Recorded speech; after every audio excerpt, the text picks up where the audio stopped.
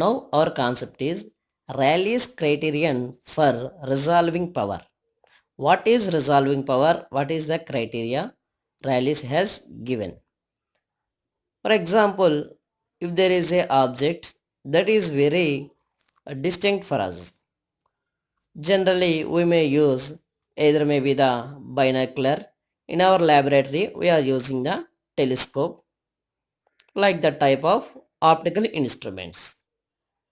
The optical instruments which are having some power, that is called as resolving power. Resolving power means the ability of an instrument to show the objects as clear. For example, if there are two images are existed at some place, you are observing them as a single object. If you want to see them as separate, what is the criteria is the maximum intensity of the maximum intensity of the maximum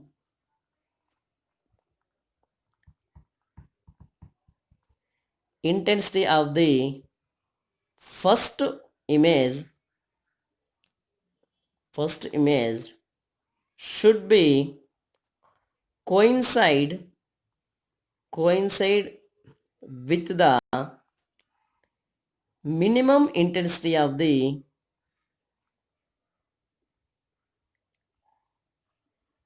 second image intensity of the second image,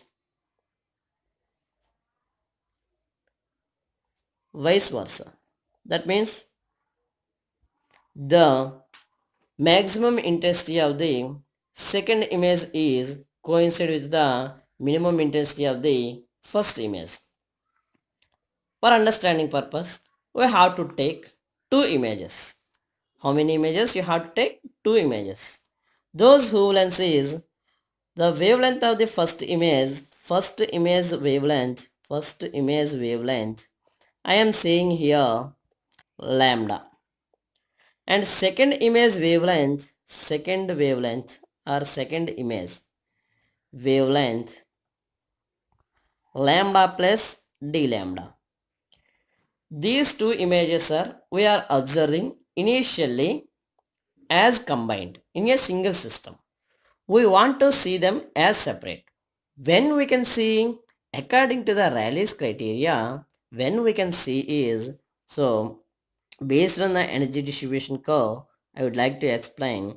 For example, this is the maximum intensity of the first image and secondary maxima like that. Okay, this object we may call as object or image. Further, we are called as spectral line also. This is the maximum intensity. Then the maximum intensity of the first image here I am saying image A or spectral line 1, whatever. The second spectral line, that means image B I am saying. So what he said is, this is the second spectral line's maximum intensity, whose wavelength is lambda plus d lambda. That means these two wavelengths are almost very near. So whenever the wavelengths are almost near, we can see them as a single. But you want to see them as a separate. If you want to see them as a separate, what is the condition is the maximum intensity of the first image should be coincide with the minimum intensity of the second image, or the maximum intensity of the second image is coincide with the minimum intensity of the second image, then we can say that that is a well resolved condition. It is called as well resolved condition. For example, if this is the maximum intensity of the first image, secondary maxima and also intensity decreases as we know that. Okay, suppose if the second image minimum is not coincide. This is the image A and this is a maximum intensity of, this is the maximum of. So this, there is a dip exists between those two. This situation, in this condition, we can observe those objects just blurred. That means that condition is called as just resolved. That condition is called as just resolved. Like that, we may take the third condition is also, in the third condition, suppose if both the spectral lines maximum intensities are coincident, A, and another one is also coincident, this is called as unresolved condition. This is called as unresolved condition. Simple. There are two bulbs are glowing. For example only I am telling you, just for understanding. You are going on a bike, in front of you in the highway road, that is straight road, you are observing some vehicle. So for that vehicle, you are observing very big lighting. Okay, you don't know which type of vehicle is coming. If you know the which type of vehicle is coming, either maybe car or lorry, like that, you can take the just away from the side. Okay, that time there are two front bulbs. Two front bulbs of that vehicle is glowing. We may not see that object. Is it or not? For understanding purpose only, I am telling you once again repeating. Okay, suppose if the driver of the opposite vehicle is dim the light, automatically we can observe the total vehicle. That means the maximum intensity of the first image is coincide with the second, the minimum intensity of the second. Then we can observe them as separate. That means total object we are observing as in a very clear manner. Okay, this is the Rayleighs criteria for resolving power. Our concept is resolving power of grating. Resolving power of grating. Resolving power of grating, to understand that resolving power of grating, what is the resolving power? Resolving power is the ability to show neighboring lines, two neighboring lines in a spectrum as separate. Resolving power of grating. Our concept is resolving power of grating. Resolving power of grating. So RP. What is that? RP, resolving power of grating. So resolving power of grating. That means by using a grating, actually if we take white light, the white light is the combination of the all seven colors: violet, indigo, blue, green, yellow, orange, red. Okay, you want to see them as separate. You want to see all those colors as separate. Definitely we have to use some optical device. If you take prism, if you pass that white light into the prism, automatically the white light is split into seven colors. That is called as spectrum. Those lines is also called as spectral lines. You want to see them as separate. Those spectral lines, you want to see them as separate. For that one, there is a condition that is the resolving power of grating. Now we will discuss. The resolving power of the grating, how we are defining is resolving power of grating. For understanding purpose, we have to take two spectral lines. One spectral line I am saying here, spectral line 1, whose wavelength is lambda, and second spectral line whose wavelength is small difference, that is lambda plus d lambda. That means there is small difference d lambda. Okay, then the resolving power of the grating can be defined as it is the ratio of wavelength of the first spectral line to the wavelength of the one spectral line to the difference of wavelength between two spectral lines. What is the difference? Lambda, lambda plus d lambda. That means what is the difference here? D lambda. So like this also we can define the resolving power of grating. Once again I am repeating, the resolving power of a diffraction grating may also be defined as the ratio of the wavelength of any spectral line to its difference of wavelength between this line and a neighboring line. Then we can observe those two spectral lines as separate. To understand this one, we have to take a grating. This is a grating. A system consists of large number of equivalent slits is nothing but diffraction grating.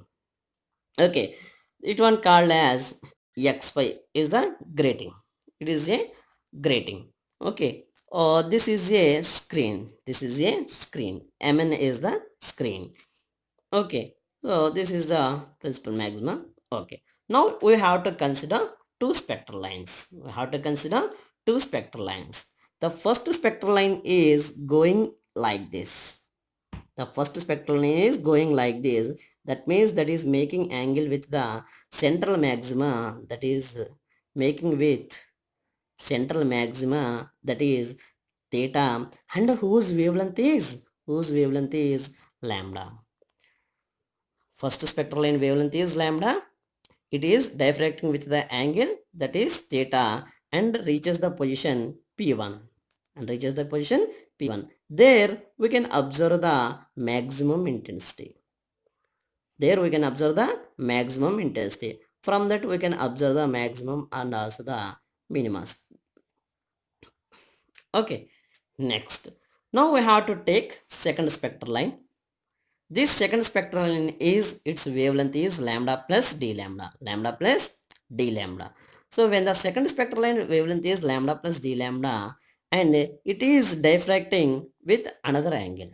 You want to see them from here as separate. That means according to him, what is the condition? You are observing the second spectral line in this direction.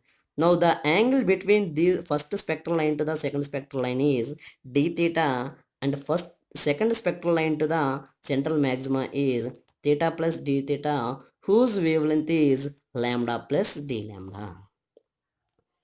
You want to see these two spectral lines as separate.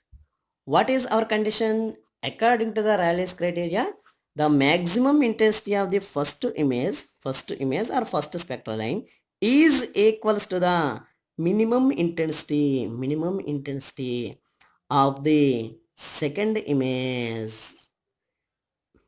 The minimum intensity of the second image. The maximum intensity of the first coincide with the minimum intensity of the second, or the maximum intensity of the second coincide with the minimum of the first. Then only we can observe them as separate. There is a small derivation part we have to be discussed here. That is the direction of nth primary maximum of spectral line lambda is given by the direction of nth primary maximum of spectral line. Actually, from the previous discussion, what is the equation we know is a plus b into sine theta equals to n lambda. A plus b into sine theta equals to n lambda, where a is the width of the slit, b is the separation between the two successive slits, n is the order, lambda is the wavelength. For n number of slits, for capital N number of slits, it can be write like this. Both sides we have to be multiply with capital N, then n into a plus b into sine theta equals to n lambda for n number of slits. Okay. Now the direction of n plus 1th primary maxima of second spectral line is lambda plus d lambda at an angle of theta plus d theta. Once again I am repeating, this is the nth one, this is the n plus 1. n plus 1. In the n plus 1, in which direction that is?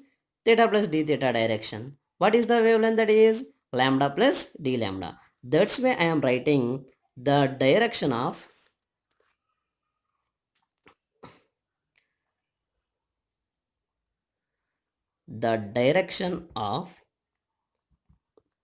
nth maxima,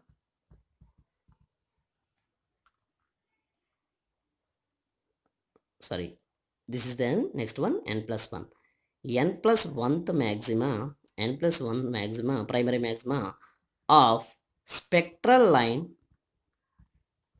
whose wavelength is lambda plus d lambda at an angle, at an angle theta plus d theta, theta plus d theta. Then equation can write like this. How we can write is n into a plus b into sine of theta plus d theta. The direction is theta plus d theta equals to nn into lambda plus d lambda. Nn into lambda plus d lambda. Just simple here. If you see here, that is n into a plus b into sine theta. Instead of theta, this is the n. Next one, n plus 1. So that is theta is becomes theta plus d theta. Theta plus d theta.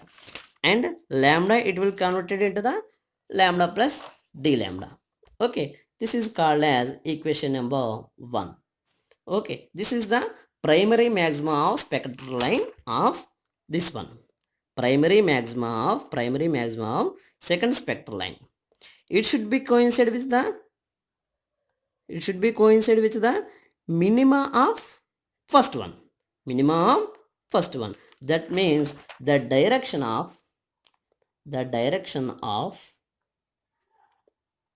nth minima in the direction, which direction minima, which direction is going? For this one, the minima is going, we are observing here. So it is in the direction of theta plus d theta. Theta plus d theta. Okay. For this one, we are getting minimum intensity. For this one means whose wavelength is lambda.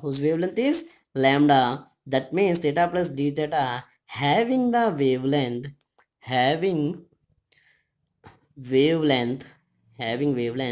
lambda. Then we can write n into a plus b into sine of, that is going in the direction of theta plus d theta. Okay, that is nn plus 1. For why? Because this is nn, next one nn plus 1, nn plus 1 into lambda. That implies this equation we may call as second equation from equations 1 and 2, nn into lambda plus d lambda equals to nn into lambda plus lambda. Okay, from equations 1 and 2, nn into lambda plus d lambda, which is equals to nn plus 1 into lambda, nn lambda plus lambda. That implies we have to do the multiplication nn lambda plus nn d lambda equals to nn lambda plus lambda. nn lambda cancel. That implies nn d lambda equals to lambda. What is our definition? Resolving power. The resolving power of grating, how we can define? It is the ratio of wavelength of the one spectral line to the difference of this two spectral lines, second spectral line. That means d lambda. So if d lambda is comes this side, what are the terms remaining here? Capital N into small n. From this equation, what we can say is the resolving power of grating is directly proportional. It is directly proportional to the order of the spectrum. Order of the spectrum, that means small n, and also the total number of lines per unit width of grating, for unit width of grating, that is capital N. So this is the Rayleighs criteria for resolving power of grating. Thank you.